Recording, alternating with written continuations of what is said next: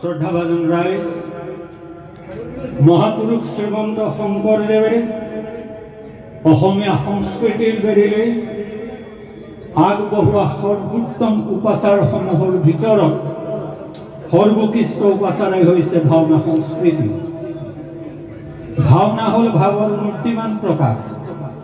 হৃদয়ত উদয় হোৱা ভাৱনাই ভাৱ।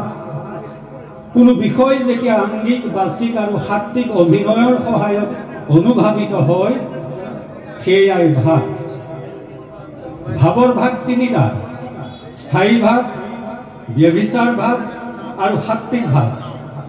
এই তিনিটা ভাৱেই 9টা ৰসৰ সৃষ্টিৰ কাৰণ। এই ৰস স্থায়ী ভাৱৰ পৰিশোধিত অৱস্থা। এই জাগতিক সুখ দুখৰ ঊৰ্ধত এক অনিবৰ্চনীয় আনন্দানুভূতি। উপনিষদে ৰসু বৈশ বুলি ৰসকৈ সচিদানন্দ ব্ৰহ্মৰ স্বৰূপ বুলি অভিহিত কৰিছে। নাট্যশাস্ত্ৰ মতে ভাওনাত 3 শ্ৰেণীৰ চৰিত্ৰ থাকে: উচ্চমান চৰিত্ৰ, মধ্যমান চৰিত্ৰ আৰু নিম্নমান চৰিত্ৰ। উচ্চমান চৰিত্ৰৰ ভাগ 3টা: ধীৰ ললিত, ধীৰ প্ৰশান্ত আৰু ধীৰুদ্ধ। মধ্যমান চৰিত্ৰক ধীৰুদ্ধাত বুলিও কোৱা হয়। চৰিত্ৰ অনুসাৰে লয়ো বেলেগ বেলেগ। উচ্চমান চৰিত্ৰই বিলম্বিত লয়ত, মধ্যমান চৰিত্ৰই মধ্য বিলম্বিত লয়ত আৰু নিম্নমান চৰিত্ৰৰ কাৰণে দ্ৰুত লয়। চৰিত্ৰৰ অনুসাৰে এই প্ৰৱেশো বেলেগ বেলেগ। এতিয়া উচ্চমান চৰিত্ৰই কেনেকৈ প্ৰৱেশ কৰিব লাগে? 4 কলাৰ সময়ৰ ব্যৱধানত আঢ়ৈ বেগেত দূৰত্বত ভৰি থাপি বিলম্বিত লয়ত আঁঠু টিকাৰ সমান্তৰালকে দাঙি গতি কৰিব লাগে। আৰম্ভণি হ'ব লাগিব, মানে ষ্টাইলিছ। গ্ৰীবা স্থিৰ, বক্ষ উদ্ভাসিত, ডুব উলাহ, দৃষ্টি 100 হাত দূৰত থাকি গহীন গম্ভীৰ পদচলনা হ'ব লাগিব। দৃষ্টি চঞ্চল হ'ব নালাগিব। আৰম্ভণি অঞ্চিত ভৰি আৰু সামৰণি টেৱাই প্ৰদৰ্শন কৰি বৈষ্ণৱ স্থানত ৰ'ব লাগিব। মধ্যমান চৰিত্ৰই 2 কলাৰ সময়ৰ ব্যৱধানত দুবেগেত দূৰত্বত ভৰি থাপি মধ্যলয়ত গ্ৰীবা ইফালে সিফালে লৰাই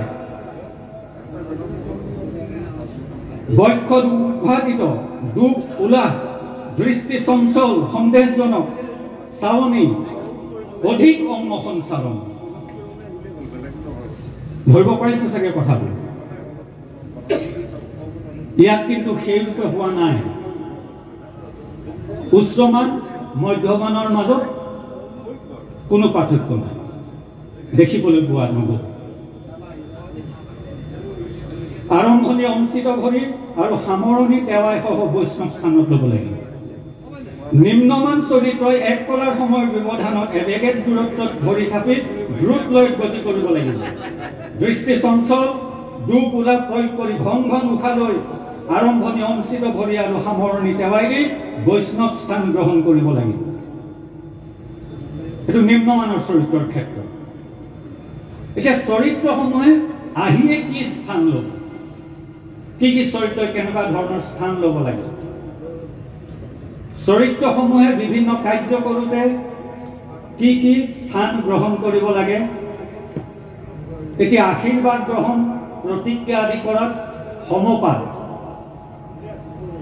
উচ্চমান চৰিত্ৰৰ প্ৰাথমিক অৱস্থান হৈছে বৈষ্ণৱ স্থান। আঢ়ৈ বেগেত সোঁ ভৰি পৰা বাওঁ ভৰি দূৰত্ব হ'ব লাগে। বৈশাখ স্থান, কোনো স্থানৰ পৰা ওলাই অহা, ঘূৰাত অহা, শৰ নিক্ষেপ কৰা, সোঁ ভৰি বা বাওঁ ভৰি দূৰত্ব 3.5 বেগেত হ'ব লাগে। মণ্ডল স্থান, হাতীত উঠা, বৰ সদ্ৰাদি নিক্ষেপণ, বৰ ব্ৰজ শৰ আদি নিক্ষেপ কৰোঁতে সোঁ ভৰি বা বাওঁ ভৰি দূৰত্ব 3 বেগেত হ'ব লাগে। আদিও বাওঁ ভৰি অঞ্চিত ৰাখি যুদ্ধৰ বাবে প্ৰত্যাহ্বান, এইটো আকৌ 5 বেগেত হ'ব লাগিব। সোঁ ভৰি বা বাওঁ ভৰিৰ দূৰত্ব। প্ৰত্যালিয় মৰণাস্ত্ৰ নিক্ষেপণ, 3.5 বেগেট ভৰি অৱস্থান হ'ব লাগিব, যিটো ইয়াত দেখা নাপায়। যুদ্ধত আলিয় প্ৰত্যালিয় এই ভৰিমানটো অতি প্ৰয়োজন, যিটো ইয়াত কিন্তু দেখা নাপায়। আৰু এটা বস্তু আছে, বৃত্তি বুলি কয় নাট্যশাস্ত্ৰত। ভাৱৰীয়াজনে যি পদ্ধতিৰ আশ্ৰয় লৈ নাটকীয় কাৰ্য সম্পাদন কৰে সেয়ে বৃত্তি। বৃত্তি 4 প্ৰকাৰ: ভাৰতী বৃত্তি, শাশ্বতী বৃত্তি, কৈশিকী বৃত্তি আৰু আৰভতী বৃত্তি। ভাৰতী বৃত্তি, এই বৃত্তি বাক প্ৰধান, কথাৰে বেছি কয়। শাশ্বতী বৃত্তি, এই বৃত্তি চমৎকাৰ। উচ্চমান চৰিত্ৰই অংগী ভংগী কৰি বাণীৰ সহায়ত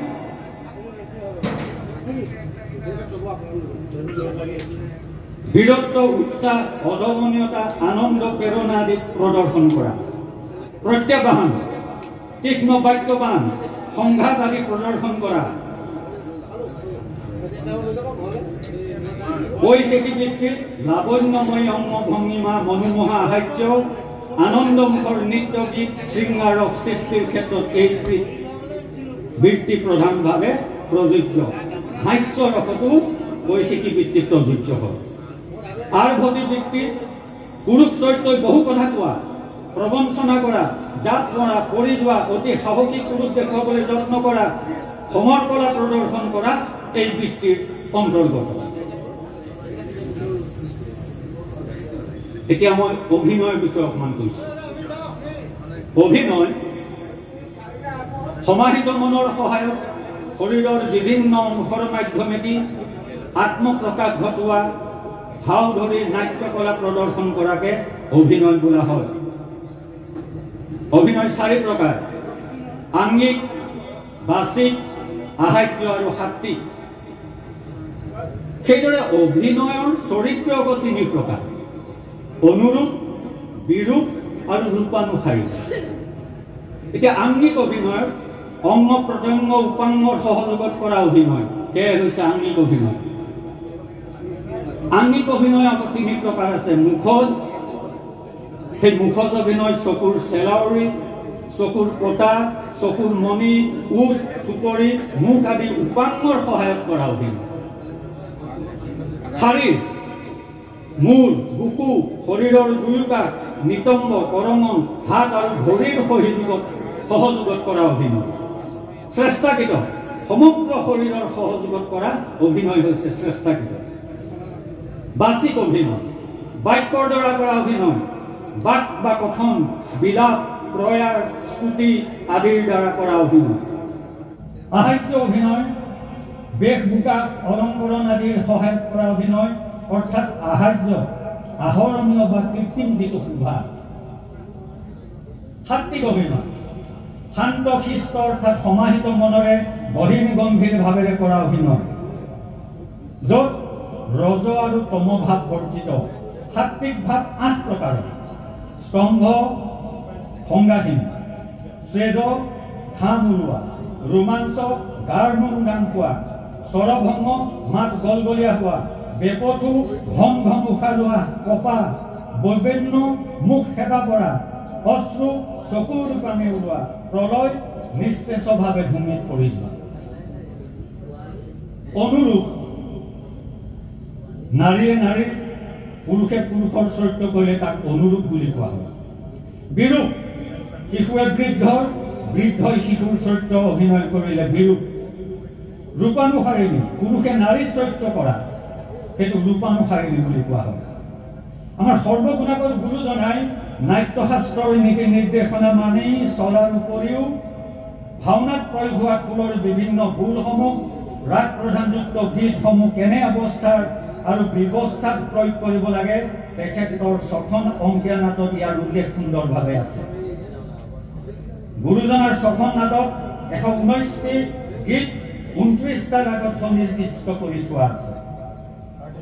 গীতসমূহ 3 প্ৰকাৰৰ: ভতিমা, ৰাগ তালযুক্ত গীতসমূহ আৰু পয়াৰ। গীতসমূহৰ প্ৰায়োগিক কৌশল অতি বিচিত্ৰ। ভাওনাত লোকসমলৰ সংযোজন ঘটালেও ইয়াত কিন্তু পদে পদে শাস্ত্ৰীয়তা বিদ্যমান।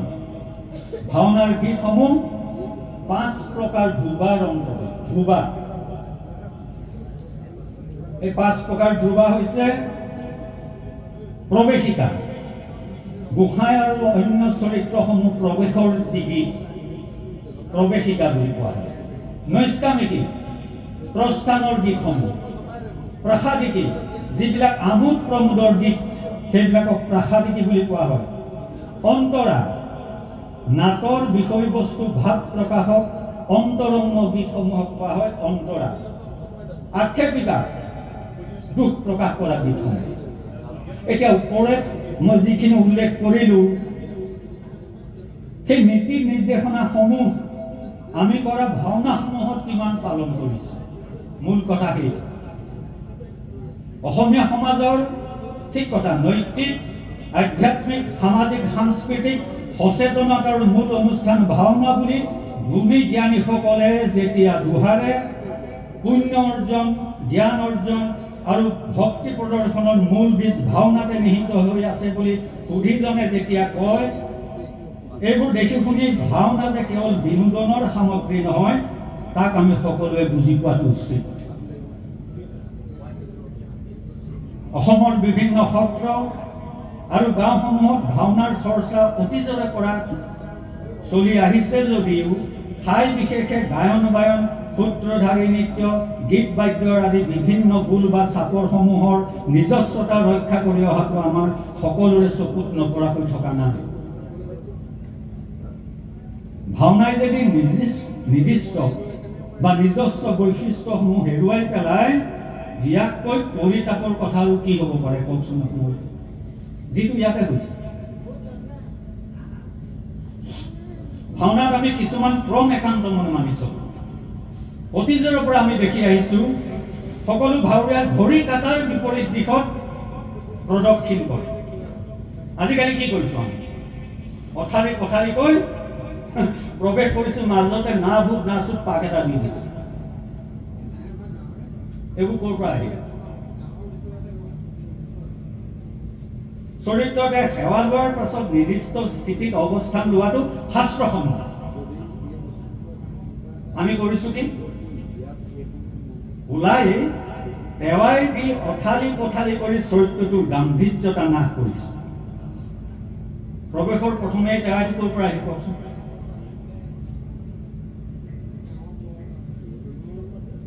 আগতে আমাৰ সমাজত গাঁওসমূহত আছিল নে? ঠিক সেইদৰে চৰিত্ৰসমূহৰ প্ৰৱেশৰ আগত ধৰা আঁৰ কাপোৰখন অতীজৰ পৰা আমি দেখিছো। আঁৰ কাপোৰ, গায়ন বায়ন, সূত্ৰধাৰী, ভগৱান চৰিত্ৰ আৰু নাটখনৰ মুখ্য চৰিত্ৰতে ধৰে। বাকী চৰিত্ৰ ধৰা দেখা নাই আমৰা। কিন্তু আজিকালি ঘোড়া এটা ওলালো, আঁৰ কাপোৰখন ধৰিব, মৌৰা এটা ওলালো, আঁৰ কাপোৰখন ধৰিব। কাৰণ ভাওনা যিহেতু পৰিবেশ্য কলা, গতিকে এই কথাখিনি ভালদৰে চিন্তা কৰি চাব লাগে। কিছুমান ভাওনাত চৰিত্ৰ বা মৃত্যু হলে কলা কাপোৰ এখনে ঢাকি নিয়ে, এইবোৰ ক'ৰ পৰা আহিলে? ভাওনাৰ গীতসমূহত বিশেষকৈ প্ৰৱেশৰ গীতত দুখন তাল ব্যৱহাৰ কৰে। এইবোৰ নতুন সংস্কৰণ। গুৰুজনাৰ নাটত কিন্তু ক'তো এজনা গীতত দুখন তালৰ উল্লেখ নাই। ঠিক কথা, সংস্কৃতি পৰিৱৰ্তনশীল আমি সকলোৱে জানো, কিন্তু এই পৰিৱৰ্তন হ'ব লাগিব শিল্পীক অধিক সুলভ কৰাৰ স্বাৰ্থত। পৰিৱৰ্তনৰ নামত, আধুনিকতাৰ নামত, পৰীক্ষা নিৰীক্ষাৰ নামত যাৰ যি মন যায় তাকে কৰি থাকিলে ভাওনাৰ আচল ৰূপ ৰস হেৰাই বেলেগ অন্য ৰূপ লোৱাটো আৱশ্যক ভাৱ। ঠাই শিপাডাল ছিগি থাকিব। আজিকালি ভাওৰীয়াসকলে ভাওনাত বচন মতাৰ যিটো লয় তাক পৰিহাৰ কৰিছে। আমাৰ এটা লয় আছিলে ভাওনাত, নাৰদ নামৰ চৰিত্ৰটোৱে কি কৰিছে, অধিক সংগতিবিহীন গীত শ্লোক গাই মানদণ্ড নিম্নগামী কৰিছে। আৱহ সংগীতৰ নামত বাঁহীৰ অত্যধিক ব্যৱহাৰে লোকসংগীত দিহা নামৰ সুৰে ৰসভংগ কৰাটো পৰিলক্ষিত হৈছে। নাটৰ বিষয়বস্তু ভালদৰে অধ্যয়ন কৰি গীতসমূহে কি কি উল্লেখ কৰিছে তাক সূক্ষ্মভাৱে ভালদৰে নিৰীক্ষণ কৰিব লাগে।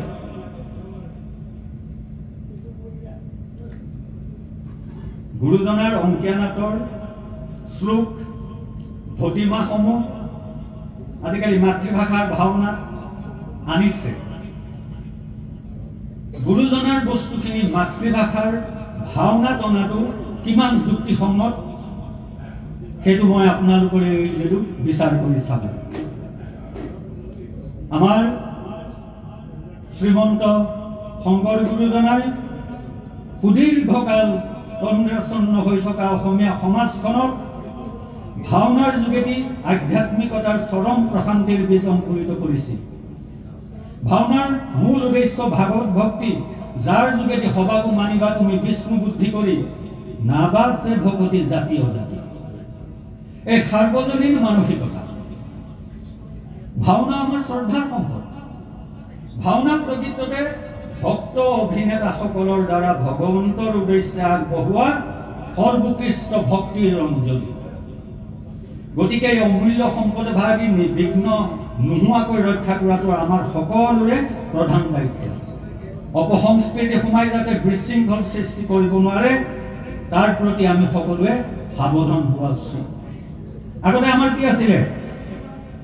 ধীৰস্থিৰ ৰজাজন আহিলে তাৰ প্ৰৱেশৰ বুল বেলেগ, উদণ্ড চৰিত্ৰ এটা আহিলে তাৰ প্ৰৱেশৰ বুল বেলেগ, অসুৰৰ প্ৰৱেশৰ নৃত্য বেলেগ। আজি দেখিছে নহয় আপোনালোকে এই 7 দিন বুলখিনিৰ লয় একেটাই, কোনো পাৰ্থক্য নাই। গদা যুদ্ধ নাই, তৰোৱাল যুদ্ধ নাই, ধেনু যুদ্ধ নাইকিয়া হৈ গ'ল, বাহু যুদ্ধ নাইকিয়া হৈ গ'ল। যেতিয়া এইবোৰেই হয় নতুনত্বৰ নামত, মই কৈ আহিছো, আমি যদি আমাৰ পূৰ্বৰ বস্তুখিনি এৰি দিওঁ, আমি কি লৈ পেলাই গৌৰৱ কৰিছো? এইবোৰক লৈ আমি গৌৰৱ কৰিব পাৰিমনে বাৰু?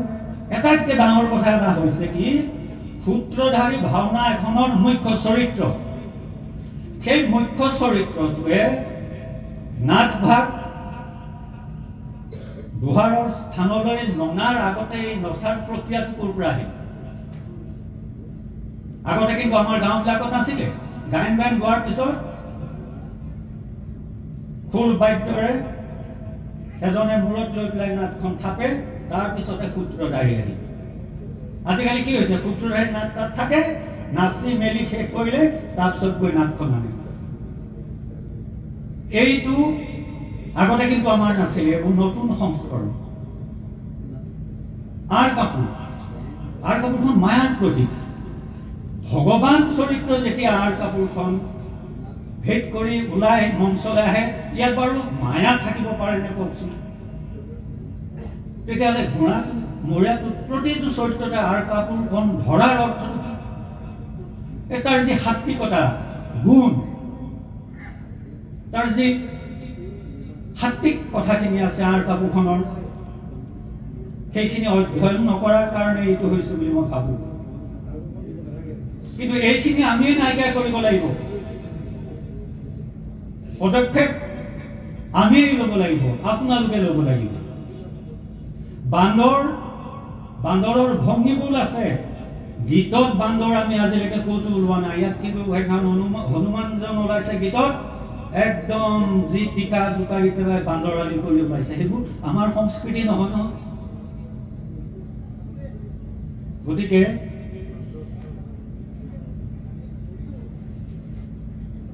আৰু এটা কথা, চৰিত্ৰবিলাকে বচন মাতোতে মুখখন যে বিকৃত কৰে, সেইবোৰ ক'ৰ পৰা আহিলে কওকচোন? মুখখন বিকৃত কৰি বচন মৰাৰ এই ব্যৱস্থাটো ক'ৰ পৰা আহিল? গতিকে মই এই গোটেই কথাখিনি ইয়াত মই যিখিনি দেখিলো সেইখিনিকে মই লিপিবদ্ধ কৰি আনিছিলো। নাট্যশাস্ত্ৰ অধ্যয়ন কৰি পেলাই আমি কি পাইছিলো? সৰুৰ পৰাই মই ভাওনা সংস্কৃতিৰ লগত জড়িত, মোৰ অভিজ্ঞতাই মই কিখিনি পাইছিলো, সেই গোটেইখিনি মিলাই পেলাই ভাওনা সংস্কৃতিৰ ওপৰত সৰ্বসন্মত ক্ৰমে মই এই কথাখিনি আপোনালোকৰ ওচৰত উপস্থাপন কৰিলো। ভুল যদি হোৱাটো স্বাভাৱিক, সন্তৰ কৃপালুগুণত থাকি আমাক যেন কৃপা কৰে। ধন্যবাদ।